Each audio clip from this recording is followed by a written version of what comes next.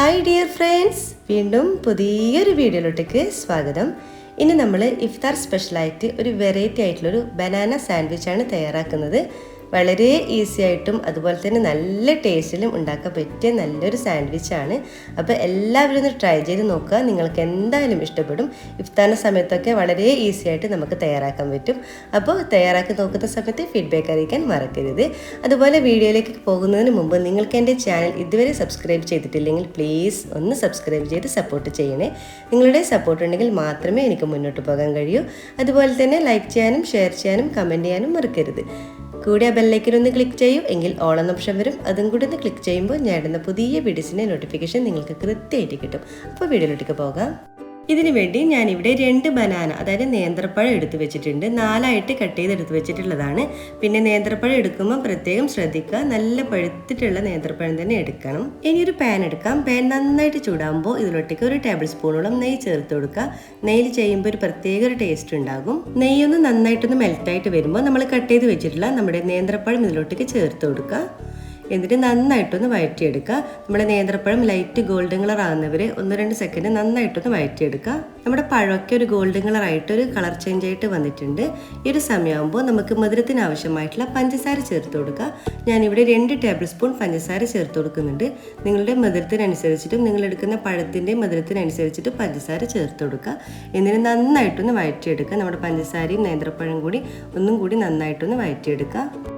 പഞ്ചസാര നല്ലവണ്ണം തന്നെ മെൽറ്റായി വന്നിട്ടുണ്ട്. ഇനി ഇതിലൊട്ടേക്ക് 1 ടീസ്പൂണോളം ഏലക്കപ്പൊടി ചേർത്ത് കൊടുക്കാം. അപ്പോൾ ഏലക്കൻ്റെ നല്ലൊരു ഫ്ലേവറും കൂടി ഉണ്ടാവും. ഇതിലോട്ടേക്ക് 1 മുട്ട പൊട്ടിച്ചൊഴിക്കാം. ചെറുതാണെങ്കിൽ 2 ചേർത്ത് കൊടുക്കാം. ഞാനിപ്പോൾ 1 മാത്രമേ ചേർത്ത് കൊടുക്കുന്നുള്ളൂ. അതും കൂടി ചേർത്തിട്ട് നന്നായിട്ടൊന്ന് ഇവിടെ മിക്സാക്കി കൊടുക്കുക. നമ്മുടെ മുട്ടയും നമ്മളെ നേന്ത്രപ്പഴം കൂടി നല്ലവണ്ണം തന്നെ മിക്സായിട്ട് വരണം. അതുവരെ നല്ലവണ്ണം തന്നെ മിക്സാക്കി കൊടുക്കുക. അപ്പോൾ നമ്മുടെ മിക്സ് ഇവിടെ റെഡി ആയിട്ടുണ്ട്. നമുക്കിനി സ്റ്റവ് ഓഫ് ചെയ്തെടുക്കാം. ഇനി ഒരു ബൗൾ എടുക്കാം. ബൗളിലോട്ടേക്ക് 2 മുട്ട പൊട്ടിച്ചൊഴിച്ചിട്ടുണ്ട്. കൂടെ തന്നെ ഒരു 1/4 കപ്പോളം പാലും കൂടി ചേർത്തിട്ട് നന്നായിട്ടൊന്ന് മിക്സാക്കി കൊടുക്കുക. പാല് ചേർക്കുമ്പോൾ നമ്മുടെ ബ്രെഡ് നന്നായിട്ട് നല്ല സോഫ്റ്റ് ആയിട്ട് കിട്ടും. കൂടെ 1 ടീസ്പൂൺ പഞ്ചസാരയും ചേർത്തിട്ട് നന്നായിട്ട് ബീറ്റ് ചെയ്തെടുക്കുക. അപ്പോൾ നമ്മുടെ ബനാനൻ്റെ മിക്സ് ഇവിടെ നന്നായിട്ട് തണുത്തിട്ട് ഞാനിപ്പോൾ ഒരു ബൗളിലോട്ടേക്ക് മാറ്റി വെച്ചതാണിത്. പിന്നെ നമുക്ക് വേണ്ടത് ബ്രെഡാണ്. ഞാനിപ്പോൾ കുറച്ച് ബ്രെഡ് ഇവിടെ എടുത്ത് വെച്ചിട്ടുണ്ട്. ഇനി നമ്മൾ ബ്രെഡ് എടുക്കുക. അതിലോട്ടേക്ക് നമ്മൾ തയ്യാറാക്കി വെച്ചിട്ടുള്ള ബനാനൻ്റെ മിക്സ് ചേർത്ത് കൊടുക്കുക. ഏകദേശം ഒരു 2 ടേബിൾ സ്പൂണോളം വെച്ച് കൊടുക്കുക. എന്നിട്ട് നമ്മൾ സ്പൂൺ വെച്ചിട്ട് നല്ലവണ്ണം തന്നെ ഒന്ന് പ്രസ് ചെയ്ത് കൊടുക്കണം. ഫിൽ ചെയ്ത് വെച്ചിട്ടുണ്ട്. ഇനി ഇതിൻ്റെ മുകളിലോട്ടേക്ക് വേറൊരു ബ്രെഡ് വെച്ച് കൊടുക്കാം. എന്നിട്ട് നന്നായിട്ടൊന്ന് പ്രസ് ചെയ്ത് കൊടുക്കണം.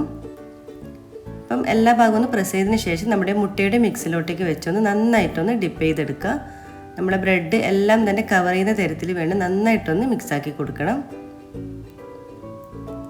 കണ്ടില്ലേ, ഇതുപോലെ നന്നായിട്ട് തന്നെ ചെയ്തിട്ട് ഇതിൻ്റെ സൈഡ് ഭാഗമൊക്കെ നമ്മൾ കൈവച്ചിട്ട് ഇതുപോലെ ഒന്ന് പ്രസ് ചെയ്ത് കൊടുക്കുക. പിന്നെ ബ്രെഡ് മുട്ട ആയതുകൊണ്ട് തന്നെ പെട്ടെന്ന് തന്നെ അവിടെ ഒട്ടി നിൽക്കും, പൊട്ടിപ്പോയൊന്നും ചെയ്യില്ല. കണ്ടില്ലേ, ഇതുപോലെ നിൽക്കും. അപ്പോൾ ഒന്നിവിടെ റെഡി ആയിട്ടുണ്ട്. ഇതുപോലെ ബാക്കിയെല്ലാം ചെയ്തെടുക്കാം. മുഴുവൻ സാൻഡ്വിച്ചും ഞാനിവിടെ റെഡിയാക്കി വെച്ചിട്ടുണ്ട്. നമുക്കിതൊന്ന് ഷാലോ ഫ്രൈ ചെയ്തെടുക്കണം. അതിന് വേണ്ടി ഒരു പാൻ എടുക്കാം. പാനിലോട്ടേക്ക് 1 ടേബിൾ സ്പൂണോളം നെയ്യ് ചേർത്ത് കൊടുക്കുക. ഇനി നെയ്യ് താല്പര്യമില്ലെങ്കിൽ നിങ്ങൾക്ക് ഇഷ്ടമുള്ള ഓയിൽ ചേർത്ത് കൊടുത്താലും മതി. നന്നായിട്ട് മെൽറ്റായിട്ടൊന്ന് വരുമ്പോൾ ഇതിലോട്ടേക്ക് നമ്മൾ തയ്യാറാക്കി വെച്ചിട്ടുള്ള ഓരോ സാൻഡ്വിച്ചും ഇതിലോട്ടേക്ക് വെച്ച് കൊടുക്കുക. എന്നിട്ട് ഇതുപോലെ ഒന്ന് പ്രസ് ചെയ്ത് കൊടുക്കുക. ബ്രെഡ് ആയതുകൊണ്ട് പെട്ടെന്ന് തന്നെ നല്ല ഗോൾഡൻ കളറായിട്ട് വരും. രണ്ടാമത്തതും ഇതുപോലെ തന്നെ വെച്ച് കൊടുക്കുക. എന്നിട്ട് ഇതുപോലെ ഒന്ന് പ്രസ് ചെയ്ത് കൊടുക്കുക. എന്നിട്ട് ഒരു ഭാഗം ആകുമ്പോൾ നമുക്കിതൊന്ന് തിരിച്ചിട്ട് കൊടുക്കാം. ഒരു ഭാഗം ലൈറ്റ് ഗോൾഡൻ കളർ ആകുമ്പോൾ നമുക്കിതൊന്ന് തിരിച്ചിട്ട് കൊടുക്കാം. ഇതുപോലെ ലൈറ്റ് ഗോൾഡൻ കളറായിട്ട് വരണം. കൂടുതൽ തീ കൂട്ടി വെക്കരുത്, ലോ ഫ്ലെയിമിലായിരിക്കണം.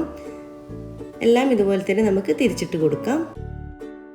അപ്പോൾ നമ്മുടെ രണ്ടാമത്തതും തിരിച്ചിട്ട് കൊടുക്കാം. അപ്പോൾ 2 ഭാഗം ഇതുപോലത്തെ ലൈറ്റ് ഗോൾഡൻ കളർ ആകുന്നത് വരെ ഇതുപോലെ ഒന്ന് പ്രസ് ചെയ്ത് കൊടുക്കുക. ഇതിപ്പോൾ ഇവിടെ റെഡി ആയിട്ടുണ്ട്. നമുക്കിനി ഒരു പ്ലേറ്റിലോട്ടേക്ക് മാറ്റാം.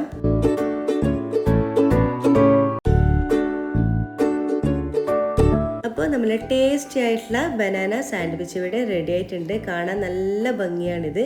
അതുപോലെ തന്നെ ഇത് കഴിക്കാനും നല്ല ടേസ്റ്റാണ്. നല്ല പെർഫെക്റ്റ് ആയിട്ട് തന്നെ കിട്ടിയിട്ടുണ്ട്. കണ്ടില്ലേ? അപ്പോൾ ഞാനിതൊന്ന് കട്ട് ചെയ്ത് കാണിച്ചു തരാം. ഇത് വളരെ എളുപ്പത്തിലും വളരെ ഈസി ആയിട്ട് നമുക്ക് തയ്യാറാക്കാൻ പറ്റുന്ന നല്ലൊരു ബനാന സാൻഡ്വിച്ചാണ്. കണ്ടില്ലേ, ഇതിൻ്റെ ഉൾഭാഗം നല്ല ടേസ്റ്റാണ് കേട്ടോ. ഇത് നമുക്ക് എത്ര കഴിച്ചാലും മതിയാവില്ല. പിന്നെ ഇഫ്താറിൻ്റെ സമയത്തൊക്കെ ഒരുപാട് ആളുകളൊക്കെ കൂടുന്നുണ്ടെങ്കിൽ നമുക്കിതുപോലെ ഇതുപോലെ കട്ടാക്കി കൊടുക്കാം. ഇതുപോലെ കുഞ്ഞു കുഞ്ഞു പീസാക്കുമ്പോൾ നമുക്ക് പെട്ടെന്ന് കഴിക്കാനും കാണാനും നല്ല ഭംഗിയുണ്ടാവും, കഴിക്കാനും നല്ല ടേസ്റ്റ് ആയിട്ട് കഴിക്കാനും പറ്റും. അപ്പോൾ ഇതിവിടെ റെഡി ആയിട്ടുണ്ട്. ഇതുപോലെ ഇപ്പോൾ നിങ്ങൾ എല്ലാവരും തന്നെ ഇതൊന്ന് മസ്റ്റായിട്ടൊന്ന് ട്രൈ ചെയ്ത് നോക്കുക. നിങ്ങൾക്ക് എല്ലാവർക്കും ഇഷ്ടമായെന്ന് കരുതുന്നു. അപ്പോൾ നമ്മൾ വളരെ ടേസ്റ്റി ആയിട്ടുള്ള ബനാന സാൻഡ്വിച്ച് ഇവിടെ റെഡി ആയിട്ടുണ്ട്. ഇഫ്താർ സ്പെഷ്യലാണ്. അപ്പോൾ എല്ലാവരും ഒന്ന് ഇഫ്താറിന് ട്രൈ ചെയ്ത് നോക്കി ഫീഡ്ബാക്ക് അറിയിക്കാൻ മറക്കരുത്. നിങ്ങൾക്ക് എല്ലാവർക്കും ഇഷ്ടമായെന്ന് കരുതുന്നു. വളരെ ഈസി ആയിട്ട് തയ്യാറാക്കാൻ പറ്റുന്നതാണ്, അതുപോലെ തന്നെ നല്ല ടേസ്റ്റിയുമാണ്. അപ്പോൾ എല്ലാവരും ഒന്ന് ട്രൈ ചെയ്ത് നോക്കുക. അതുപോലെ തന്നെ നിങ്ങൾക്ക് എൻ്റെ ഈ ചാനൽ ഇതുവരെ സബ്സ്ക്രൈബ് ചെയ്തിട്ടില്ലെങ്കിൽ പ്ലീസ് ഒന്ന് സബ്സ്ക്രൈബ് ചെയ്ത് സപ്പോർട്ട് ചെയ്യണേ. നിങ്ങളുടെ സപ്പോർട്ട് ഉണ്ടെങ്കിൽ മാത്രമേ എനിക്ക് മുന്നോട്ട് പോകാൻ കഴിയൂ. അതുപോലെ തന്നെ ലൈക്ക് ചെയ്യാനും ഷെയർ ചെയ്യാനും കമൻറ്റ് ചെയ്യാനും മറക്കരുത്. ഇൻഷാ അല്ലാഹ് വീണ്ടും മറ്റൊരു നല്ലൊരു വീഡിയോയോടെ വീണ്ടും കാണാം. അതുവരേക്കും എല്ലാവർക്കും താങ്ക് യു.